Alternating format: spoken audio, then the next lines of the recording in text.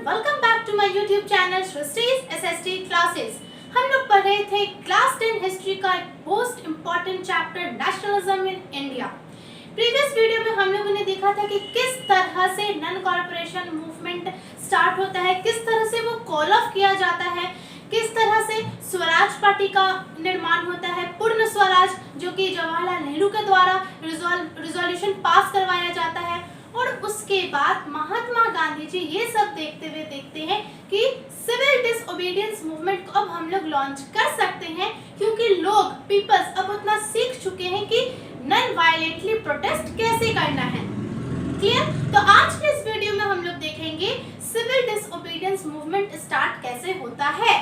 Civil disobedience movement का सबसे पहला मूवमेंट जो गांधी जी के द्वारा लॉन्च करवाया गया था वो था salt march, which was also known as Dandi March. Clear? चलिए अब हम लोग सॉल्ट मार्च या फिर आप लोग डांडी मार्च भी कह सकते हैं, सॉल्ट मार्च के बारे में पढ़ते हैं। ये क्यों हुआ, कब हुआ और कैसे हुआ। ठीक है, तो क्यों हुआ? अब सॉल्ट मार्च ब्रिटिशर्स हर चीज पे, हर प्रोडक्ट पे टैक्स लगाते थे, ये तो आप लोग सब जानते ही हैं। तो ब्रिटिशर्स ने क्या किया, सॉल्ट पे भी टैक्स लगाना स्टार्ट कर दिया। सॉल्ट पे भी उन लोगों ने टैक्स लगाया। क्लियर? तो और सॉल्ट क्या है, एक बहुत ही इसेंशियल, बहुत ही इंपॉर्टेंट फूड आइटम होता है, क्योंकि बिना नमक के हम लोग कुछ भी नहीं कर सकते हैं। और इस पे इतना ज्यादा सॉल्ट टैक्स लगा दिया कि रिच और पुअर, मतलब पुअर लोगों को खरीदने में बहुत सारी प्रॉब्लम्स आने लगी। तो ये क्यों स्टार्ट हुआ? इसीलिए स्टार्ट हुआ क्योंकि सॉल्ट जो है वो बहुत इसेंशियल फूड आइटम है, most important food item. Clear? और consumed by rich and poor alike. Clear? चलिए अब ये क्यों हुआ, कब हुआ, क्यों हुआ ये तो हम लोग पढ़ लिए। अब कब हुआ, इसके पहले हम लोग देखते हैं कि ये कैसे हुआ। गांधी जी ने वाइसरॉय इरविन को एक लेटर लिखा। ये वाइसरॉय इरविन कौन थे? प्रीवियस वीडियो में आप लोग जाके देखिए, मैंने बताया था साइमन कमीशन आने के बाद लॉर्ड इरविन ने इंडियन पीपल्स के सामने एक ऑफर रखा था डोमिनियन स्टेटस का और फर्स्ट राउंड टेबल कॉन्फ्रेंस का। तो उसे लॉर्ड इरविन को गांधी जी ने एक लेटर लिखा, जिस लेटर में उन्होंने स्टेटिंग 11 डिमांड्स टू फुलफिल, जिस लेटर में गांधी जी ने टोटल 11 डिमांड्स लिखा कि आप इस 11 डिमांड्स को फुलफिल कीजिए, आप इस 11 डिमांड्स को पूरा कीजिए। क्लियर? तो अब क्या होता है, और गांधी जी का ये 11 डिमांड, इट मींस कि वो बोले कि अगर ये 11 डिमांड नहीं पूरा होता है तो वो एक अपना अल्टीमेटम दिए 11 मार्च तक का। क्लियर? 11 मार्च तक का अल्टीमेटम दिए और वो बोले वाइसरॉय इरविन को कि अगर 11 मार्च तक ये पूरे के पूरे 11 डिमांड कंप्लीट नहीं किए जाते हैं तो जस्ट आफ्टर 11th मार्च, यानी कि जस्ट आफ्टर नेक्स्ट डे, हम लोग एक मूवमेंट लॉन्च कर देंगे। और ठीक गांधी जी ने बिल्कुल वैसा ही किया। लॉर्ड इरविन ने सोचा कि अच्छा ऐसे ही लिख दिया, क्या होगा, थोड़ा लेट होगा या फिर नहीं हम लोग फुलफिल करेंगे। तो मतलब लॉर्ड इरविन ने गांधी जी को हल्के में लिया, बट गांधी जी ने जो बोला था वो किया। गांधी जी ने क्या किया, 11 मार्च तक उनके डिमांड को फुलफिल नहीं किया गया by Britishers. Just after that next day 12 मार्च को गांधी जी ने सॉल्ट मार्च लॉन्च कर दिया। ठीक है, तो सॉल्ट मार्च कब स्टार्ट हुआ? 12 मार्च 1930। क्लियर? चलिए ये पॉइंट हम लोगों का क्लियर होता है। अब इस सॉल्ट मार्च में टोटल 78 वॉलंटियर्स थे गांधी जी के साथ, और 78 volunteers with Gandhi ji 240 miles चलते हैं और टोटल उनको 24 डेज लगता है। और वो कहां से कहां तक जाते हैं? साबरमती से लेके दांडी तक। दांडी कहां पे है? गुजरात में है, और दांडी कोस्टल एरिया का टाउन है। याद रखिएगा, यहाँ पे ध्यान दीजिएगा, ये मैप में भी मार्क करने आता है कि सॉल्ट मार्च कहां से कहां तक होता है। तो साबरमती से लेकर दांडी तक होता है, तो दांडी को मैप में भी मार्क करने आता है। तो अगर आप लोग बस इतना याद रखिए कि दांडी क्या है, एक कोस्टल टाउन का एरिया है, तो आप लोग क्या कर सकते हैं, अगर ये गुजरात वाला एरिया है तो आप लोग क्या कीजिएगा, चलिए कोस्टल एरिया है तो जाहिर सी बात है कॉर्नर्स पे ही आएगा। अब चलिए ये डांडी यहाँ है, अगर आप लोग थोड़ा यहाँ या यहाँ भी लगा देते थोड़ा 19-20 चलता है, लेकिन अगर आप लोग बीचों बीच में लगा दीजिएगा तो वो पूरा आपका गलत हो जाएगा। क्लियर? तो गांधी जी अपने टोटल 78 वॉलंटियर्स के साथ 240 माइल्स चलते हैं, टोटल 24 डेज चलते हैं from Sabarmati to Dandi. Clear? और अब आप लोग ये सोचेगा कि 78 वॉलंटियर्स ही क्यों थे और वॉलंटियर्स क्यों नहीं थे या फिर इससे कम वॉलंटियर्स क्यों नहीं थे? तो इसके पीछे का एक ये रीजन है, गांधी जी बहुत स्पीड में चलते थे। क्लियर? तो गांधी जी ने बहुत सारे पीपल्स के बीच में टोटल 78 वॉलंटियर्स ऐसे लोगों को चुना जो गांधी जी के साथ कदम से कदम मिला के चले। इट मीन्स कि वो भी स्पीड में चलते हो। क्लियर? तो गांधी जी ने टोटल 78 वॉलंटियर्स ऐसे चुने जो उनके साथ कदम से कदम मिलाकर चल सके। क्लियर? तो वो लोग डांडी जाते हैं और डांडी जाके गांधी जी अपने वॉलंटियर्स के साथ मिलके उस सॉल्ट टैक्स को, उस सॉल्ट लॉ को वायलेट करते हुए उसको ब्रेक कर देते। अब वो ब्रेक कैसे करते हैं? मैंने अभी बताया डांडी क्या है, कोस्टल टाउन की एरिया है, तो वहां पे जाते हैं, वहां के सी वाटर को लेते हैं और उसको बॉईल करते हैं। और सी वाटर को बॉईल करने से नमक बनता है कि हम लोग सब कोई जानते हैं। तो वहां पे जाते हैं और गांधी जी क्या करते हैं, सी वाटर को बॉईल करते हैं और उससे सॉल्ट मैन्युफैक्चर करते हैं। और उसके बाद गांधी जी बोलते हैं, लो अब तो मैंने सॉल्ट बना दिया, सॉल्ट बनाना तो इतना इजी है, यानी कि अब हम लोगों को सॉल्ट पर टैक्स नहीं देना पड़ेगा। तो मतलब ये सबसे क्या होता है, सॉल्ट मार्च क्यों लॉन्च किया गया? Just because essential food item है। कब हुआ और ये कब खत्म हुआ? मतलब इन लोगों को जाते जाते बहुत सारे दिन लगे, 24 डेज लग गए और 6 अप्रैल 1930 को सॉल्ट मार्च कंप्लीट होता है। यानी कि 6 अप्रैल 1930 को Gandhi ji with his volunteers डांडी जाते हैं और वहां के सी वाटर को बॉईल करके सॉल्ट का मैन्युफैक्चर करते हैं। तो इस तरह से सॉल्ट मार्च पहला ऐसा मूवमेंट है जो सिविल डिसओबीडियंस मूवमेंट को आगे बढ़ाने का कोशिश करता है। और इससे हम लोग देखते हैं कि सॉल्ट मार्च और भी called as Dandi march was marked as the beginning of the civil disobedience movement. Clear? Now अब हम लोग देखेंगे non corporation movement versus civil disobedience movement. Previous कुछ वीडियोस में मैंने सिर्फ और सिर्फ नॉन कॉर्पोरेशन मूवमेंट के बारे में पढ़ाया है। नॉन कॉर्पोरेशन मूवमेंट में मैंने क्या बताया था कि ये गांधी जी ने लॉन्च किया और बोला कि हमें ब्रिटिशर्स के सारे सामान, सारे मटेरियल, सारे टाइटल्स को बॉयकॉट करना है। सिविल डिसओबीडियंस मूवमेंट भी कुछ उसी तरह से है, बट इसमें थोड़ा सा कुछ चेंजेस क्या है कि सिविल डिसओबीडियंस मूवमेंट में हम लोगों को ना ही सिर्फ ब्रिटिशर्स के मटेरियल्स को बॉयकॉट करना है, बल्कि हमें उसे डिसओबे भी करना है। क्लियर?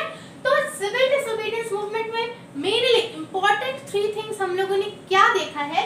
मैन्युफैक्चर्ड सॉल्ट, यानी कि गांधी जी ने किस तरह से सॉल्ट बनाया, वो जो भी जस्ट मैंने बताया इन डांडी मार्च और सॉल्ट मार्च। क्लियर? उसके बाद देखा रिफ्यूज टू पे टैक्स। अब सॉल्ट बनाने के बाद गांधी जी ने बोला कि ये सॉल्ट बनाना तो बहुत इजी है, इट मींस कि अब हम लोग नमक खुद से बना सकते हैं, हम लोग नमक पे टैक्स नहीं देंगे। और वायलेटेड फॉरेस्ट लॉ, अब उस वक्त क्या था, जो भी लोग फॉरेस्ट एरियाज में रहते थे उन पे भी टैक्स था, ब्रिटिशर्स उनसे भी टैक्स लेते थे उस फॉरेस्ट के सामान, मतलब वहां पे जो भी ट्रीज वगैरह है उस फॉरेस्ट लॉ के नाम से। क्लियर? अब उसके बाद देखेंगे इतने सारे चीज होने लगे, मीन्स कि सॉल्ट मार्च जैसे ही स्टार्ट हुआ और वो लोग सॉल्ट बनाए, फिर बहुत ज्यादा वायलेशन हुआ, नॉन वायलेंटली हुआ कि हम लोग पे टैक्स नहीं पे करेंगे, फॉरेस्ट लॉ नहीं देंगे, खुद से मैन्युफैक्चर कर लिए हैं सॉल्ट का। तो इन सब के ऊपर गवर्नमेंट का रिएक्शन क्या होगा? जाहिर सी बात है गवर्नमेंट तो थोड़ी घबराएगी कि क्या हो रहा है, इतने सारे प्रोटेस्ट हो रहे हैं। क्लियर? तो गवर्नमेंट का रिएक्शन क्या हुआ, गवर्नमेंट क्या की उस वक्त, क्या कौन थी गवर्नमेंट? ब्रिटिशर्स थी। उस वक्त गवर्नमेंट क्या की कि बहुत सारे लीडर्स को अरेस्ट कर लिया गया। अब कुछ लीडर्स जैसे उसमें खान अब्दुल गफार खान भी थे और महात्मा गांधी भी थे। खान अब्दुल गफार खान, इनको हम लोग फ्रंटियर गांधी के नाम से भी जानते हैं और ये 1 मार्क क्वेश्चन में भी फ्रंटियर गांधी, नेम दे। ठीक है, तो कौन? खान अब्दुल गफ्फार खान। ये किन के नाम से जाने जाते हैं? फ्रंटियर गांधी के नाम से। क्लियर? अब इनको फ्रंटियर गांधी क्यों बोला जाता है? इसीलिए बोला जाता है क्योंकि ये गांधी जी के दिखाए राहों पे चलते थे और जिस तरह से गांधी जी नॉर्थ इंडिया में काम कर रहे थे, अलग अलग मूवमेंट को लॉन्च करके प्रोटेस्ट कर रहे थे अगेंस्ट ब्रिटिशर्स, उसी तरह से खान अब्दुल गफ्फार खान भी सदर्न पार्ट में यही सारा काम कर रहे थे। मतलब कि वो गांधी जी को अपना आइडियल मानते हुए नॉन वायलेंटली मूवमेंट लॉन्च कर रहे थे ताकि वहाँ के भी लोगों को जितने भी प्रॉब्लम्स क्रिएट हो रही थी उनका सॉल्यूशन निकल पाए। तो जैसे ही खान अब्दुल गफ्फार खान को अरेस्ट कर लिया गया गवर्नमेंट के थ्रू और नॉर्थ इंडिया में महात्मा गांधी को भी अरेस्ट कर लिया गया। क्लियर? तो उसके बाद क्या हुआ? Protest by masses. जैसे ही इन दोनों को अरेस्ट किया गया तो दोनों side, north India and south India, दोनों तरफ क्या हुआ? प्रोटेस्ट होने लगे masses by masses. It means कि वहां के जो लोग थे, जो भी सपोर्टर्स थे खान अब्दुल गफ्फार खान के एंड महात्मा गांधी के, वो लोग प्रोटेस्ट करने लगे against Britishers, against their government की नहीं, इन लोगों ने ऐसा कुछ नहीं किया, इन लोगों को आपको अरेस्ट करने का कोई अधिकार नहीं है। क्लियर?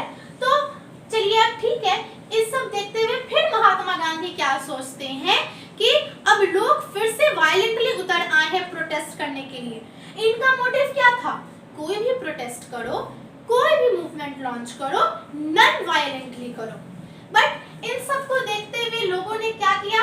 वायलेंटली मूवमेंट करना स्टार्ट कर दिया। तो उसके बाद गांधी जी ने क्या किया? Calling off civil disobedience movement. चलो अब सिविल डिसओबीडियंस मूवमेंट तो स्टार्ट हुआ ही, उसको भी गांधी जी ने बंद करवा दिया। क्यों बंद करवा दिया? क्योंकि लोग वायलेंटली प्रोटेस्ट करने पे उतर आए थे। क्लियर? ना अब हम लोग देखेंगे आज के वीडियो का लास्ट टॉपिक जो है Gandhi Irwin pact. Gandhi Irwin pact, it means कि एक पैक्ट साइन हुआ गांधी जी और वाइसरॉय लॉर्ड इरविन के बीच में। क्लियर? ये पैक्ट कब साइन हुआ? 5 मार्च 1931।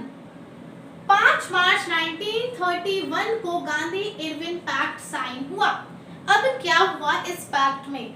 जब गांधी जी ने सिविल डिसओबीडियंस मूवमेंट को बंद कर दिया, उसका कॉल ऑफ कर दिया, तो फिर से याद रखिएगा यहाँ पे मैं सेकेंड राउंड टेबल कॉन्फ्रेंस की बात करूंगी। जस्ट उसके पहले मैंने प्रीवियस वीडियो में आप लोगों को फर्स्ट राउंड टेबल कॉन्फ्रेंस के बारे में बताया था और उस राउंड टेबल कॉन्फ्रेंस में भी मैंने आप लोगों को ये बताया था कि किस तरह से लॉर्ड इरविन ने इंडियन पीपल्स के आगे ये ऑफर रखा था कि आप लोग डोमिनियन स्टेटस ले सकते हैं और फर्स्ट राउंड टेबल कॉन्फ्रेंस में आके अपना जो भी प्रॉब्लम्स है उसको रख सकते हैं। और उस वक्त के यंग और रेडिकल लीडर्स कौन थे? जवाहरलाल नेहरू और सुभाष चंद्र बोस, जिनको ये फर्स्ट राउंड टेबल कॉन्फ्रेंस का ऑफर बिल्कुल भी मंजूर नहीं था और उन लोगों ने रिजेक्ट कर दिया था। याद आया? कुछ नहीं याद आया तो आप लोग प्रीवियस वीडियो में जाके उसे देख लीजिए। क्लियर? तो चलिए अब गांधी इरविन पैक्ट के बारे में देखते हैं। Lord Irwin, viceroy Lord Irwin ने गांधी जी के सामने एक ऑफर रखा फिर से सेकेंड राउंड टेबल कॉन्फ्रेंस का। उन्होंने बोला गांधी जी को कि आप आइए सेकेंड राउंड टेबल कॉन्फ्रेंस में। और सेकेंड राउंड टेबल कॉन्फ्रेंस कहाँ और कब होने वाला था? लंदन में होने वाला था इन दिसंबर 1931। Clear? In London in December 1931 second round table conference होने वाला था, जिस राउंड टेबल कॉन्फ्रेंस में लॉर्ड इरविन ने गांधी जी को बुलाया था। और ये सब होने के बाद, मतलब सेकेंड राउंड टेबल कॉन्फ्रेंस के पहले गांधी जी और इरविन के बीच में एक पैक्ट साइन हुआ 5 मार्च 1931 में और बोला गया कि आप सेकेंड राउंड टेबल कॉन्फ्रेंस में आइए, जो कि दिसंबर 1931 में लंदन में होने वाला है। और गांधी जी इस सेकेंड राउंड टेबल कॉन्फ्रेंस में जाते भी हैं, बट जब वहां से वो वापस इंडिया लौटते हैं तो वो पूरे के पूरे डिसअपॉइंट हो चुके रहते हैं। ठीक है? वो लंदन घूमने नहीं जाते, वो लंदन जाते हैं सेकेंड राउंड टेबल कॉन्फ्रेंस में, और वो जो सोच के जाते हैं उनको वो नहीं मिल पाता है वहां लंदन में। वो क्या सोचते हैं? वो सोचते हैं कि ठीक है चलो हम सेकेंड राउंड टेबल कॉन्फ्रेंस में जाएंगे, इंडिया का जो भी प्रॉब्लम है उसे वहां पे रखेंगे सारे ब्रिटिशर्स के आगे। लॉर्ड इरविन ने बुलाया है तो कुछ सोच के बुलाया होगा। ये सारी चीज गांधी जी ने सोचते हुए लंदन जाना सही सोचा, सही समझा। बट जब लंदन पहुंचते हैं गांधी जी तो वहां पे वो बहुत ज्यादा नेगोशिएशंस देखते हैं और उनका सोचा समझा वो उनको कुछ भी नहीं मिल पाता है और इसी वजह से जब वो वापस इंडिया आते हैं तो वो पूरे के पूरे डिसअपॉइंट हो चुके रहते हैं। और जब वो वापस इंडिया आते हैं तो वो क्या देखते हैं कि यहाँ पे पूरा का पूरा सिस्टम चेंज हो गया है। अब यहाँ पे पूरा का पूरा सिस्टम चेंज होने का मतलब क्या, लोग जो है वो फिर से पहले की तरह वायलेंटली प्रोटेस्ट कर रहे हैं ब्रिटिशर्स के अगेंस्ट पे। मतलब जो भी उनका मोटिव था नॉन वायलेंट का वो वैसा कुछ भी नहीं दिखा रहे हैं। क्लियर?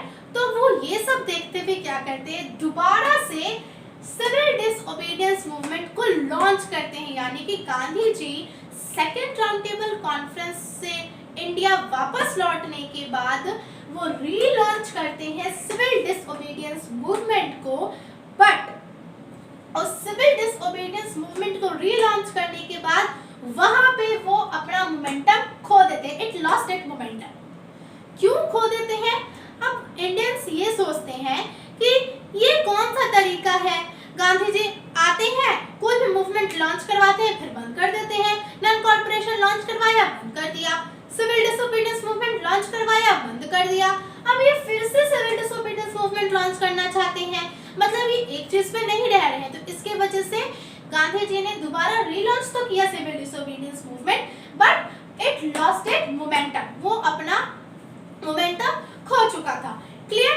अब नेक्स्ट वीडियो में हम लोग देखेंगे कि किस तरह से जो वहाँ के पार्टिसिपेंट्स है कंट्री साइड्स में, टाउन्स में, लोग क्या सोचते हैं कि गांधी जी क्यों रिलॉन्च कर रहे हैं सिविल डिसोबीडियंस मूवमेंट, वो क्या सोचते हुए उस